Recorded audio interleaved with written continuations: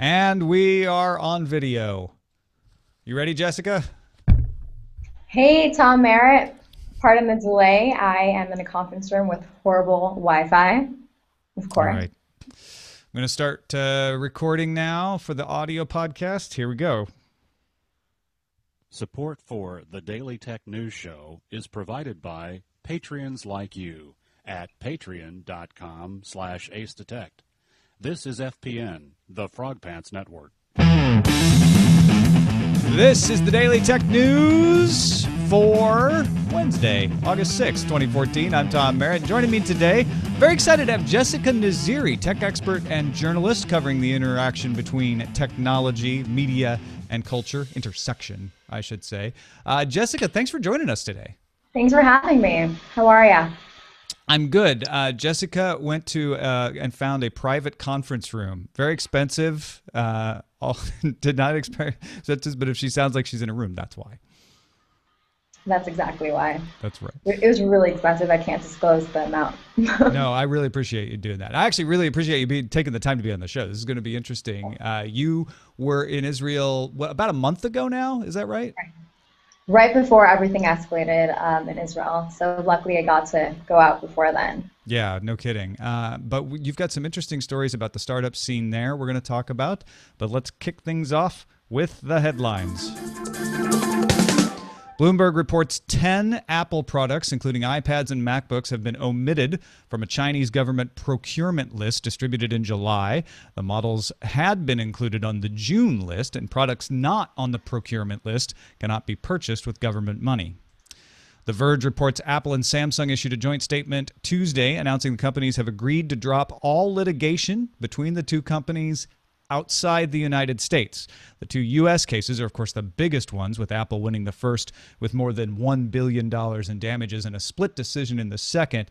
Heavily in Apple's favor, though, Samsung owing $119.6 million in that one to Apple's $158,400. Now that the folks at Lyft have made us feel mostly comfortable with the idea of riding in a stranger's car because that car is wearing a big pink mustache, the Next Web reports Lyft is adding more strangers to the equation. Lyft Line allows up to 3 solo passengers who share a common route to ride together. The company claims Line rides could be 60% cheaper. Yesterday, Uber announced a similar ride-sharing experience called Uber Pool, so the arms race between the two companies remains in balance, at least until tomorrow. The Next Web reports that Foursquare has officially relaunched its mobile app with a renewed focus on location-based recommendations. This is the big swarm split people have been waiting for. The company introduced a new tagging system called Tastes, which gather initial input from the user and then use that data to suggest nearby establishments that fit your preferences. For those still smarting from the loss of their Foursquare mayoralities, the new app does introduce the concept of experts. Every time a user adds a tip and every time that tip is saved or shared by another user, they gain expertise. The BBC reports Wikipedia has begun naming links that have been removed from European versions of search engines under the right to be forgotten rules there. Wikipedia pages no longer indexed include the photograph of a musician, Tom Carstairs, holding a guitar, dozens of Dutch language pages that mention Guido den Broder, a chess player from the Netherlands, an English language page about Jerry Hutch, a Dublin-born businessman nicknamed the Monk, who was jailed in the 1980s, as well as several Italian language pages. Wikimedia also issued its first transparency report about takedown requests, and all people can talk about there is that one of those takedown requests involved them denying a request to take down a picture of a selfie taken by a macaque monkey. Time for some news from you. These are submitted by our folks at the subreddit, dailytechnewsshow.reddit.com. Get in there. There's 3,000 people submitting stories, having a good time, commenting on each other's stories, voting them up, voting them down. BioCow pointed out the Engadget story that SoftBank has given up its efforts to buy T-Mobile USA from Deutsche Telekom and merge it with Sprint. Regulatory approval proved to be just too unlikely for CEO Masayoshi Son's taste. Subsequently, Sprint announced that Sprint CEO Dan Hesse will step down August 11th, and Marcelo Clore, the chief of wireless distributor Brightstar, will take over. Dish Network chairman Charlie Ergen told analysts on an earnings call, hey, now that Sprint's out of the picture, quote, T-Mobile is something that we would have an interest in. And apparently the French Iliad bid was too small, so Dish might end up being the lead bidder here. SP Sheridan pointed out the Verge article that poked some holes in the report that Russian hackers had stolen email and passwords for 1.2 billion accounts covering 420,000 websites. Among the reasons for skepticism is that Hold Security, which revealed the hack, is charging a $120 a year subscription in order to check and see if your name and password are on the list.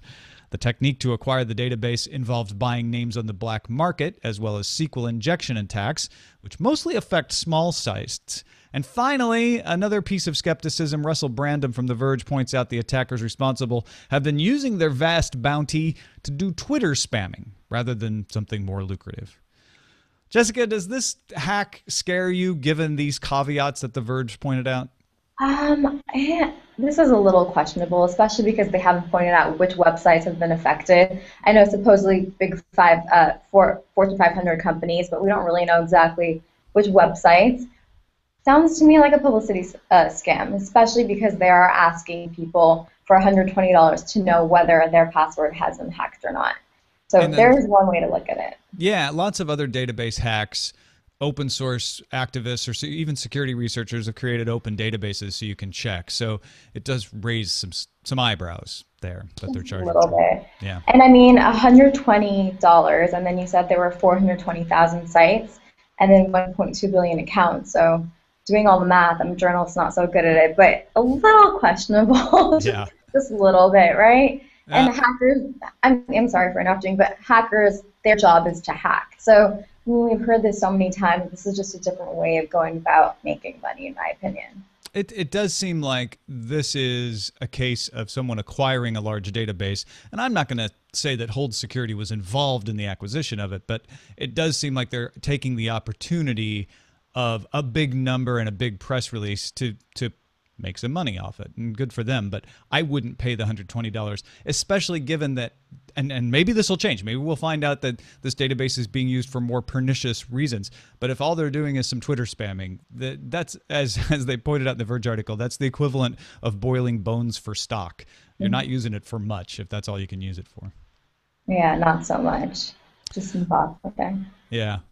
Ducksback99 submitted the Ars Technica story that researchers from Foxit and FireEye recovered private encryption keys to ransomware CryptoLocker and have created a website that you don't have to pay for at decryptolocker.com that allows victims to unlock their computers without paying the $300 or so ransom.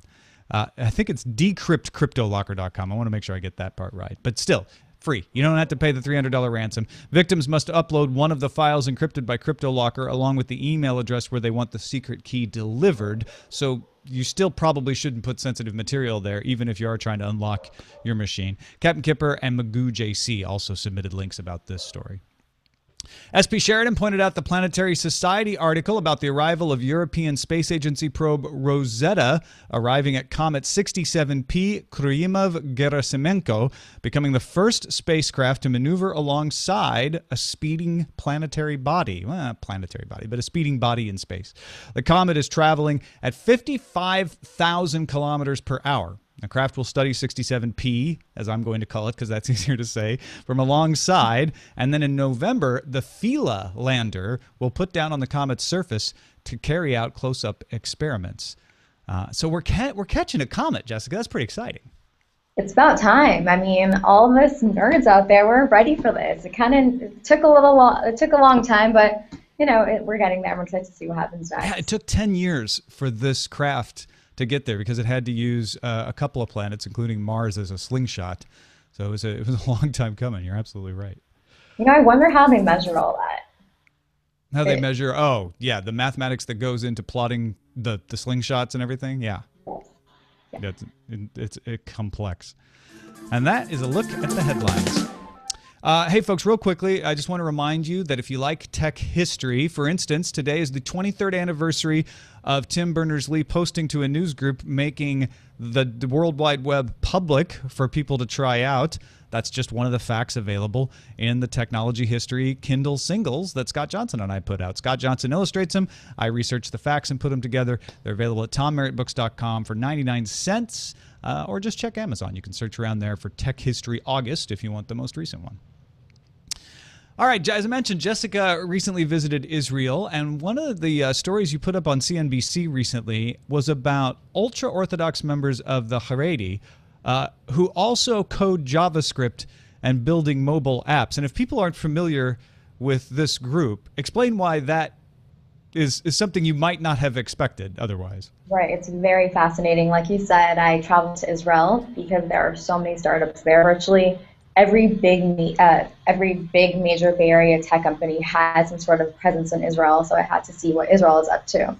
I went there and, I met with one startup and I saw that a lot of the people dressed differently. They had a kippah on their head, or they were just wearing, the females were wearing very modest clothes, and I went to another startup after that, and I actually shook the hand of a founder, and he felt very strange, and then I felt strange afterwards, and I learned that based on, their religious reasoning, you can't really shake hands with man and female unless you're married, which led me to many questions, and I asked if he was religious, this founder, and he said yes. And from there, I found out that there's just like this huge booming ultra-Orthodox religious society working in tech. And actually, it's funny because if you think about it, most of these devout Jews are spending most of their days studying Torah, and the mothers, in fact, or the female figures in the family are the ones, bringing the money to the table.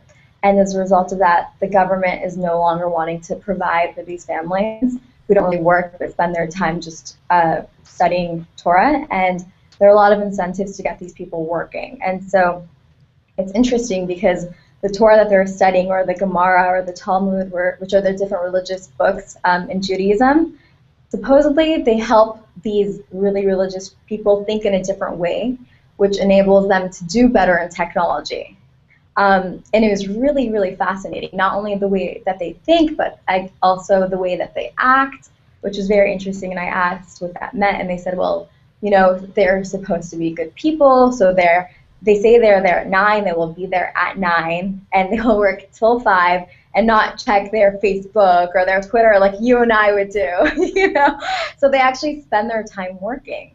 And, they're loyal, and they have a different way of thinking, and, there are a lot of very interesting things that I learned about it. But the biggest thing is how the government is actually enabling them to work into tech, putting them into different positions, and actually providing the companies that are hiring these religious people with incentives as well.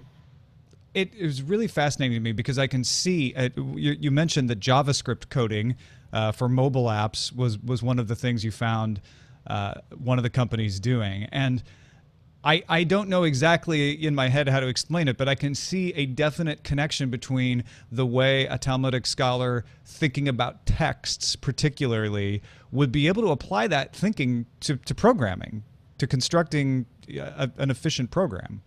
Right, it's really fascinating. And I guess the thing is, whenever you are writing JavaScript, I don't personally, but there are so many things that are incorporated, and you just need to have like this versatile mind, and that's enabling them to do really well and write all this code. So from reading Torah scripture to writing script, which is very interesting. And there are just so many startups that are coming out of there right now. So it's really exciting to see where it's going and how it's all coming about, and how what's going to come here to the States soon. Actually, something very interesting to note, you would never think this, but there are 90 Israeli companies listed on the NASDAQ, which is, I never even knew that. And then the startup scene out there is just, I don't know why or how, but these people don't care about risks. They're just such risk takers. And I wish we had more of that mentality here in Los Angeles, where I am at least. Yeah. Well, and it's also interesting that these ultra-Orthodox workers stick to an 8-hour workday. I mean, they sign off on Friday, and that's it. No more beeping, texting. They're not answering email after hours. You would think that would cause a problem, because the startup culture is thought to be like, you've just got to work 24/7 if you want to get ahead and be that kind of risk taker you're talking about. Right. It's interesting you say that, because, right, when you are working in a startup, you are working 24/7. But then for these religious Jews that are working in tech, Friday comes and they're off. They're off Friday, Saturday for the Shabbat, and they don't answer their phones. They don't use electronic university, they're solely with their family and they're back to studying Torah and observing the Shabbat. But for them, it's kind of like a mind cleansing. You're just getting rid of all the things that you're working on throughout the week, and then you have this time to relax, breathe, and come back to it again with a new perspective, with more energy and a lot more to put into it. We have our weekends, right? But we still work. I'm always checking my phone. I'm checking my phone when you're, talking to the mic. Like, there's no break for us. It doesn't really matter. But for them, it's just like a refresher, and it's an opportunity to come back at it again with a whole different array of, knowledge.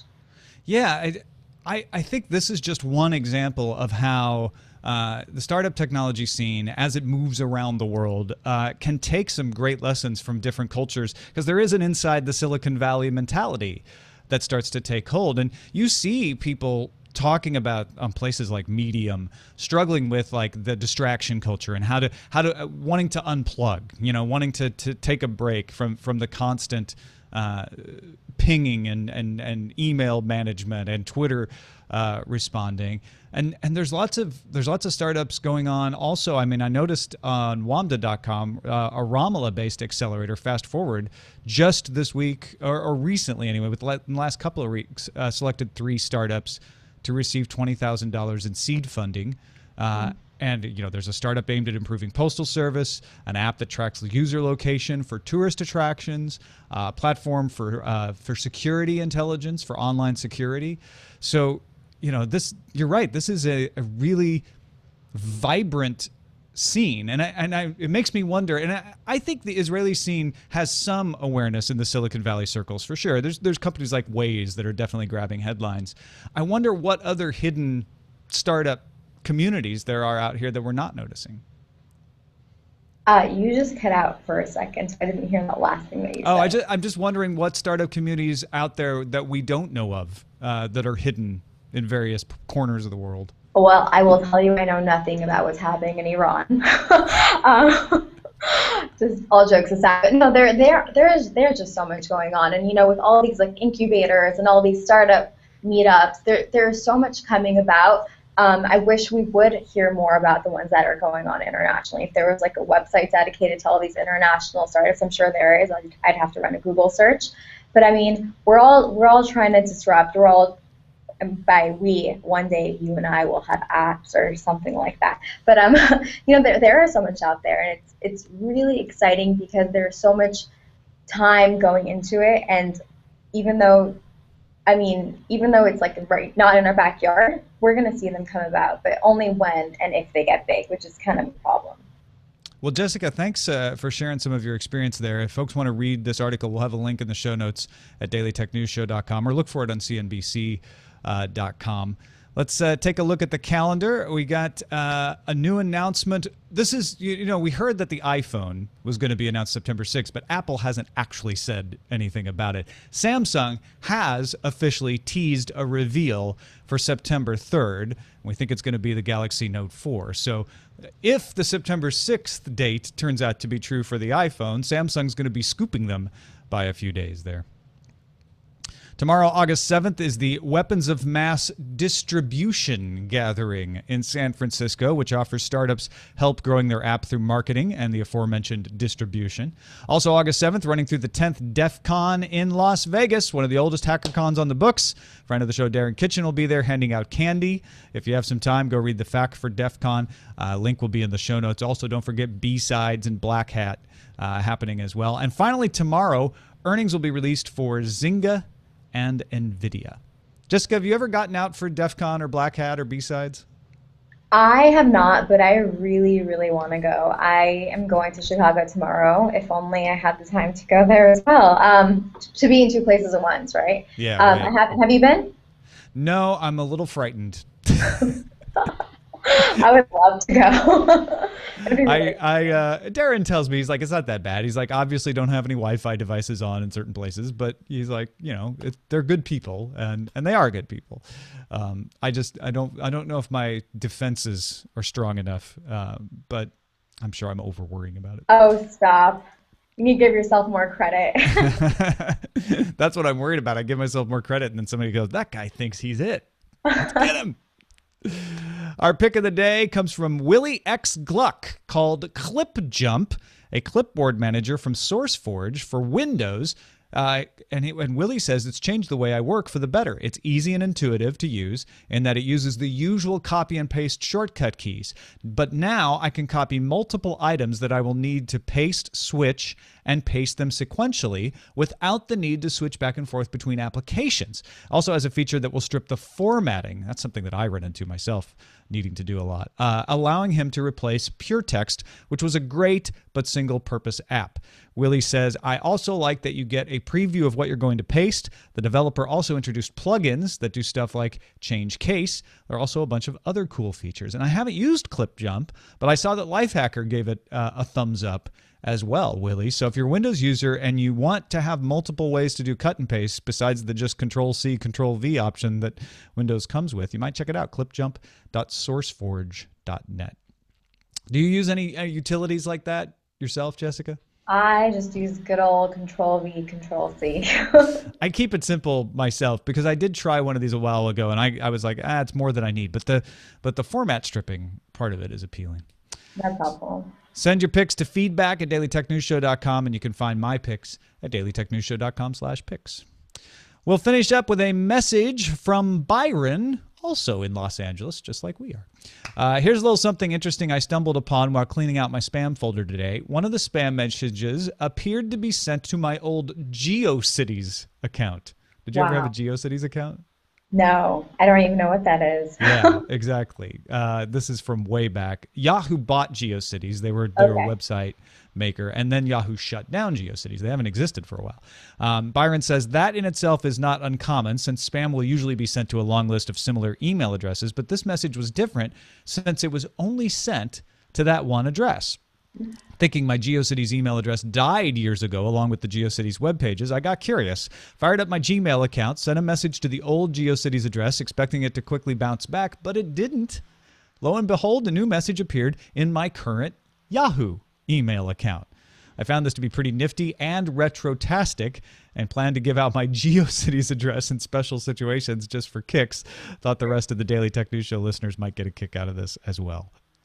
That's awesome. Yeah. Now, see, here's my problem. I actually had GeoCities pages, and I don't remember what my GeoCities address would have been. I have to go back and dig it up because I had multiple ones. But yeah, that's a little stamp of retroness right there.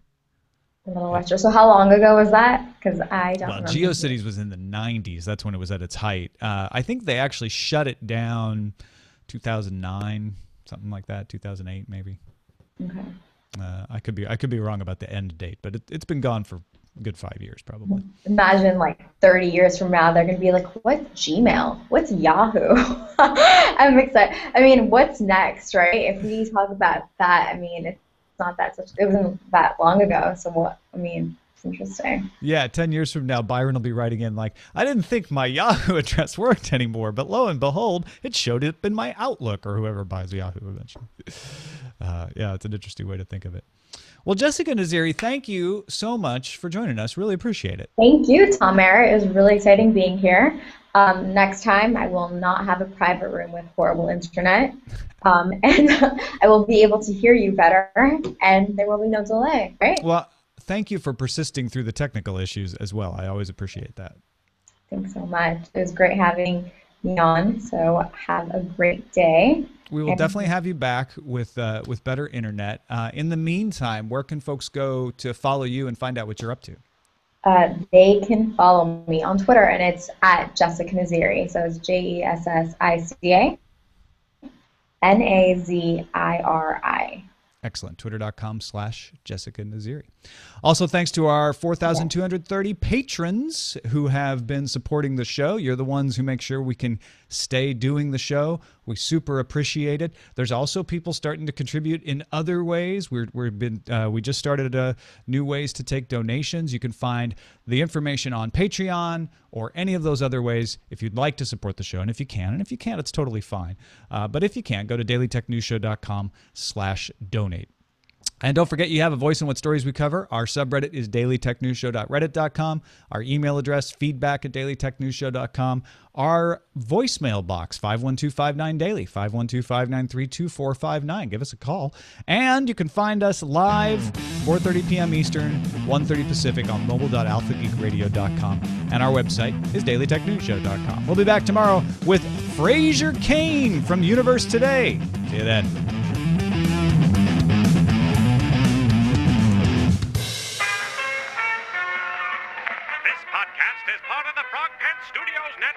For more information about this and other shows, visit frogpants.com. Audio program so good, it's like you're there. That worked great. Woo! Awesome. Yeah, I would have liked to include you in the discussion on the headlines more if we I had know, better, but and I read them all, and I had some great things to say. But you know what? It's all good. I felt bad about that, but the good news is the discussion part worked fine. I know you were probably having a harder time hearing me than it looked, but it went very smooth. Poker face. Great, thank you. Awesome. Good poker face. Yeah, so anytime you want to have me on, I would love to. This is fun stuff for me. Oh, good. I'm always writing stories, so if you ever need things to talk about, I'd be more than happy to contribute. Excellent. Yeah, I'd love to have you back, especially with better internet. Sounds good. And without people like creeping on me inside the room. Say hi to the library. Wow, look at that. It's pretty nice, right? Actually, okay. Yeah, it does look nice. Cool. Awesome. Well, I'm gonna stay streaming here, and while we edit the show, Jenny and I usually just kind of chat with the audience while we post. But you could take off. You don't need to stick around. If I exit out, that's fine? Yeah. If you just hit the hang up button, it'll be fine. Got it. Sounds good. All right. Bye, guys. Thanks again. All right. Thanks again, Jessica. Bye. Oh, hello. Oh, hello, Jenny. So a lot of titles today, Tom. A lot of titles. Oh, yeah. I haven't got Showbot open yet. Although I will say Gord McLeod wins the day because he actually has this lovely title. That one's really good, Gord. Somehow skirted. That nails it. All of. Actually, Tin and Vec is like the second best. Yeah. It's right in there. Tin and Vex is right in there too. Those are both good. Ooh. Talent script. Yeah. Oh, you guys, they did pretty good. Yeah, and actually, Seb Guns has my favorite title of the day because it's a Yakov Smirnov joke, which is in Soviet Russia, scam secures you. I do not exaggerate when I tell you that Matt makes that joke to me like once a day. Oh yeah, that's a classic. It's just a classic. Absolutely.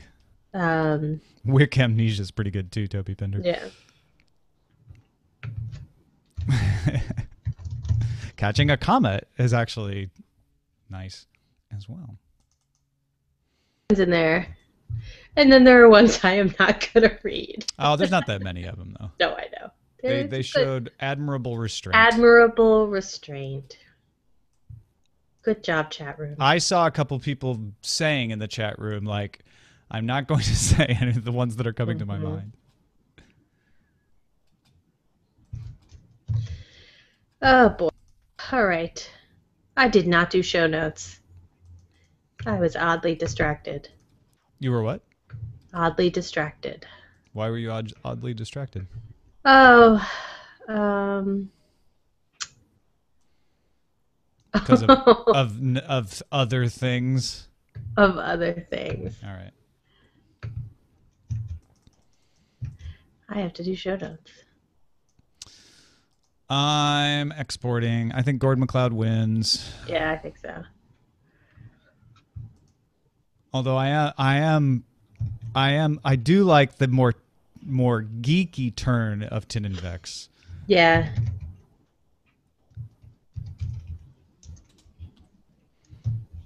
Sometimes I wish we could do alternate titles. You know, like A/B testing. Like some people get one, some people get the other. See how they play. Yeah.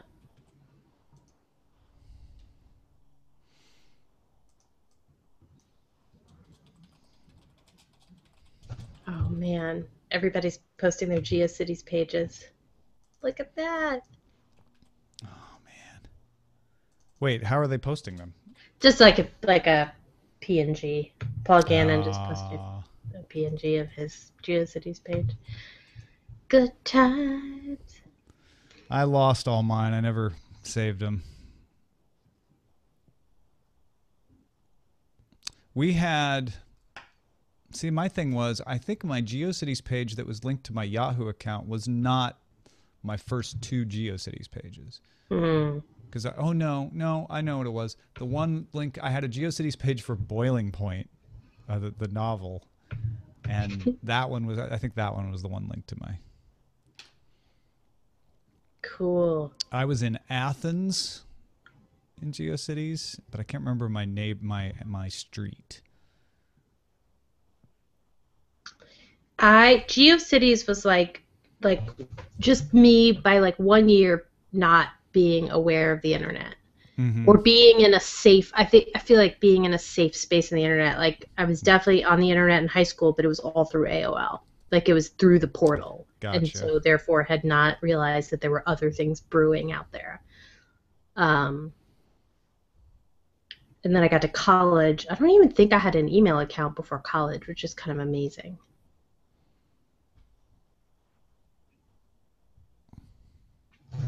I had a Tripod account too. That one might still be out there somewhere because Tripod still exists. They I probably don't got rid of it. even, I will say now, I don't even know what that is. Oh, Tripod's still around. It's just a free website creation. Free web. Yeah.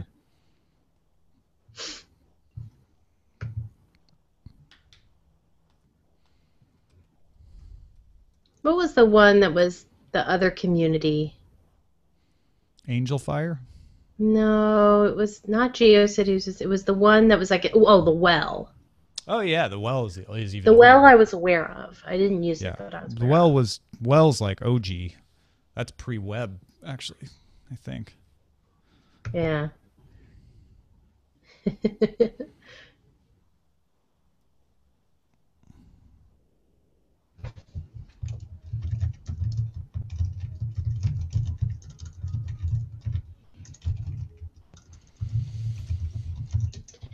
Okay. I know what you mean, Batfink. He's like, Batfink's, am I the only one feeling old that Jessica had never heard of GeoCities? I felt old several times today. Yeah. CompuServe. Yeah, I think I remember having a CompuServe account. It's so funny. I desperately wanted a CompuServe account in the 80s because that was the thing, right? That was the internet. There was no other way for a Commodore 64 user like me.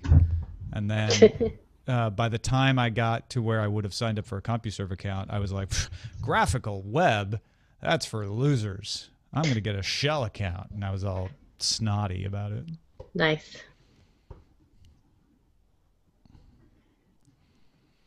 Then I got a shell account with CCSI in Austin.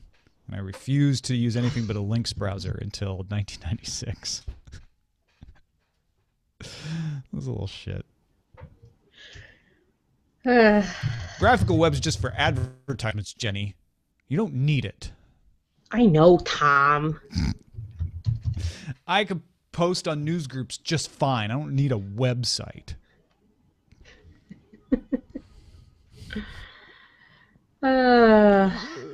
Let me tell you my anarchist theories, too.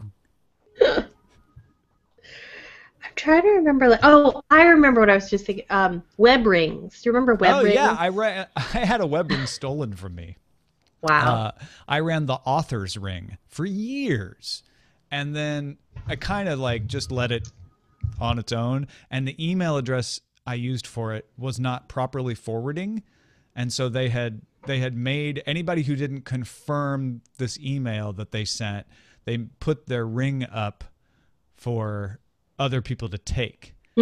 And then I found the email, and then I found that it had been taken. And so I emailed the person who took it. I was like, hey, this is what happened. It got filtered into the wrong place, and I didn't see the email. And they were like, nope, it's mine now. Yeah. I just remember like the magic of going from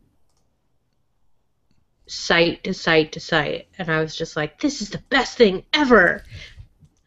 God, I used can't to even try to- remember like what I was looking at. Like I can't remember the sites, but Yeah. No, it was really cool back in the day. Yeah. I believe it still exists. yeah. It got because it was purchased, I think, by Yahoo, and then they spun it back out at one point, and I think it's still its own thing out there. Collection of websites linked in a circular structure. Yeah, the original web ring now separated from Yahoo. Yeah, it was like Delicious. Around the time that Yeah. Delicious got spun out, WebRing Yeah. got spun out. Then what was the other thing I liked? I still get emotional looking at the Netscape Navigator icon because of how many times I used to watch it load, and you'd be like, it's almost there. It's almost there. Worldwide wait.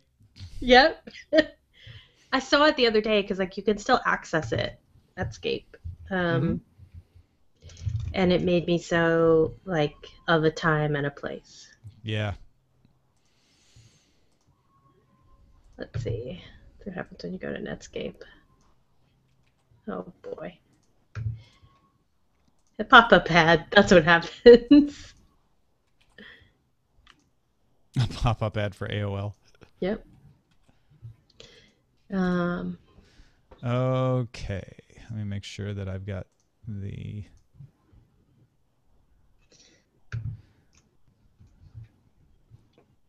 My other early internet forays. All right. Publishing. You can't stop me.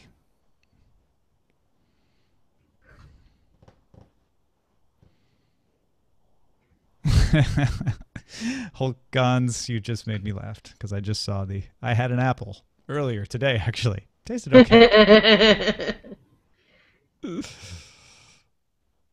Ooh, guest books.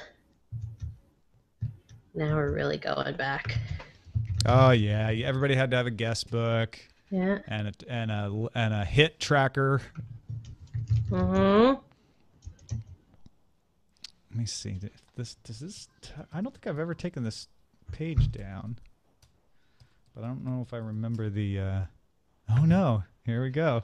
This still exists. Put it in the chat room. I did this for an episode of Call for Help where I talked about how you should not make a website, and I made an example of the worst website. Nice. Now, parts of it are third-party referenced, like there was a link exchange banner on there, and those are dead. Right. So there's a few dead links on here. But lots of link tags. And it's had 17,981 visitors since June 29th, 2000, when it was put up. Wow. Oh, yeah, under construction. Oh, yeah. This is like the tech version of when you start thinking about 80s TV theme songs and you just keep thinking of more. And just by saying that, I've sent at least 20 people to YouTube. Because if you just say 80s sitcoms, TV theme songs, it's like an almost unbearable pull. El Khalif is right. Like the fact that the hit counter is working on that page is amazing. Is the most impressive thing. That's better than some present website analytics measurements I could talk about. But yeah, right. And the dead links, yes, Sebgons and Toby Pinder are right. The dead links and graphics actually add to the appropriateness page. All right, I'm out. I have nothing to add yet. I'll have to add it in a little bit. Okay, no problem. I'm going to stop the video broadcast. Goodbye, everyone.